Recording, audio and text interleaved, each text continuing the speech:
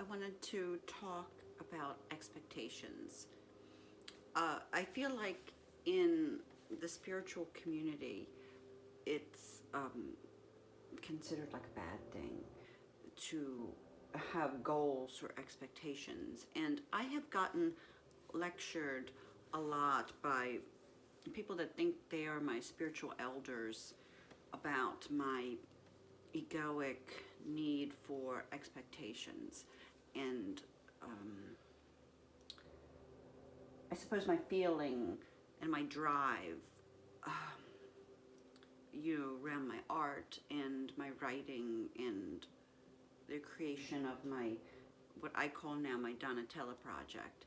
And the thing is, we all love, it's a human, like it's a universally held human belief, feeling to love something that surpasses expectations.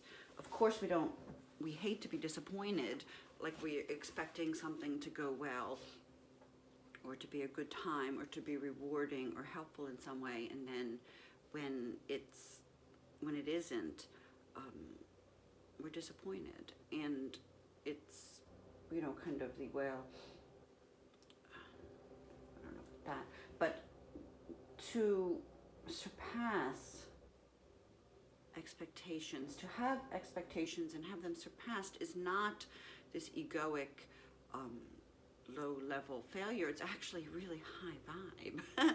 This is the thing. When expectations are passed, it's God. And it's the beauty of the extraordinary. It's the beauty of the extraordinary. And I'm gonna open this. This is better. I think I like it better like this. I think I like it better like that. But anyway, to surpass expectations, which this video is not doing. I would say this video is not surpassing expectations, but I'm, I guess, struggling to put it all into, because it's such a large subject.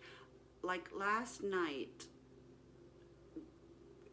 Brian and I went out to, it's the Four Seasons, it's a incredible hotel in Philadelphia we haven't been to the new renovated version, and we went to the 60th floor, the top level bar on the 60th floor of Philadelphia, and it surpassed expectations. And we go out to a lot of restaurants, we've had a lot of anniversary dinners, and I've often been disappointed in, it wasn't extraordinary. This was extraordinary. It was, somebody said it reminded them of Japan. It was in a high rise. The original level when you enter didn't betray the exquisite happenings on the 60th floor, which was moving walls of art, exquisite floral arrangements, very high end, and the bar, black walls with running water, lighted stairs, windows all around, high cavernous ceilings showing the sky, showing all of Philadelphia, and this beautiful, black marble bar.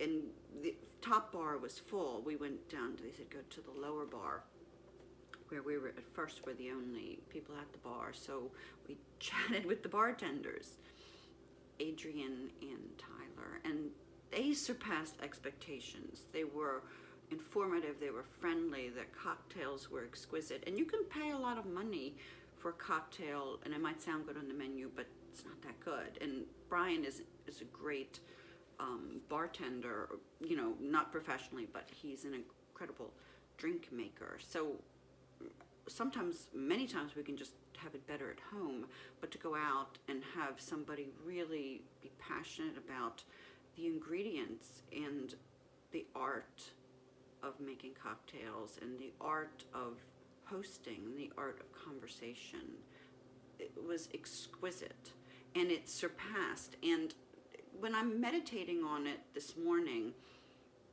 I'm like, it was, I know for me, was a replay of the palace, which I always talk about, you know, Venice in the 1400s, which the Grimani Palace was my home.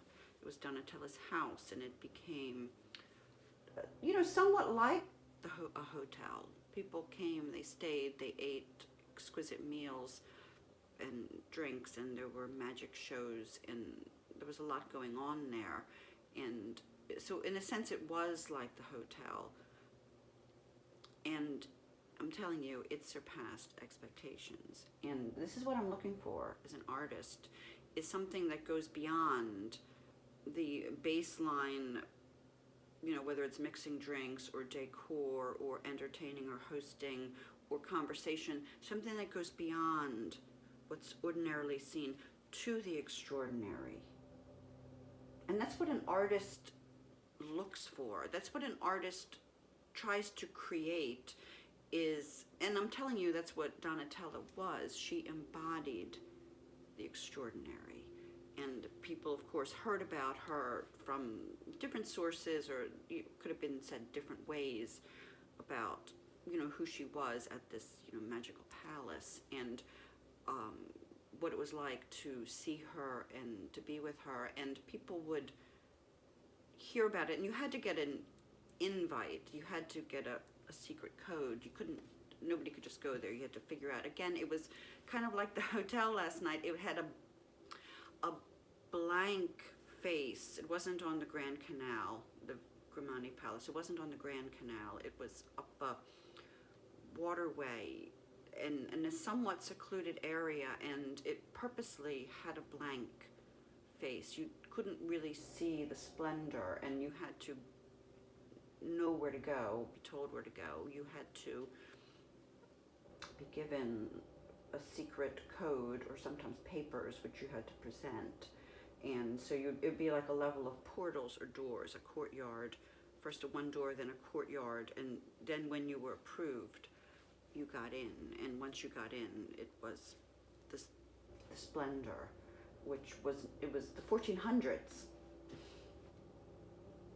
Most places were horrible. Most places were dirty. This surpassed, and this is, and when people finally met Donatella, even on a down day, frankly, she was unusual, and she never disappointed, and people would have been amazed and said, wow, everything they said about her is true, and then some. So I just, it's my quest. It's my sacred duty to bring the palace back, bring Donatella back, and I just wanted to talk here, I guess, about being slammed in spiritual communities, or just by a lot of people, for my expectation, which is too high. So then I get disappointed, and it's hard to find the rarefied. It's hard to find something that is exquisite. It's hard to find something that goes above and beyond in the world, whether it's in the many people working together to build a beautiful building, to envision it and build a beautiful building, or clothing, or food, or art. And it takes an original vision that starts somewhere with somebody that says, I have an expectation, I have a vision of, is it perfection? Is it the extraordinary? Is it of God? That the artist holds it in their heart and soul. And I've been told my, you know, ideas are egoic. It's not. I'm telling you, it's not. I would never go through all this unless it's a soul directive, a soul mission to bring Donatella to the big screen, whether it's a TV series or a movie, I don't know, but to show the otherworldly nature of it's like the divine on earth.